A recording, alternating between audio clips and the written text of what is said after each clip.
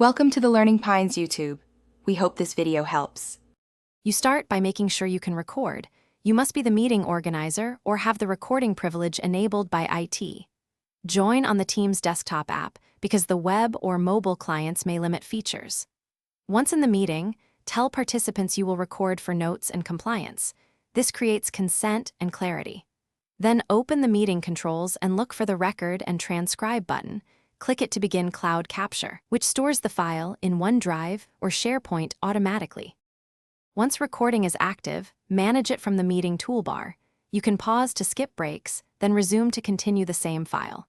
If you need searchable captions, enable transcription. This creates a text stream linked to the recording for later review. Make sure you understand that each manual stop creates a separate file, so plan pauses wisely. Also check meeting details to confirm who started the recording. If another organizer begins it, you may want to coordinate to avoid duplicate files. When you're done, stop the recording and then end the meeting. Stopping triggers processing and captions generation. After processing, find the file in the meeting chat or the organizer's OneDrive/SharePoint folder. Adjust permissions so attendees can access it. If the recording is missing or won't process, check storage quotas, retention policies, and the tenant's recording settings. These often block saves. If problems persist, contact your IT admin to review compliance settings.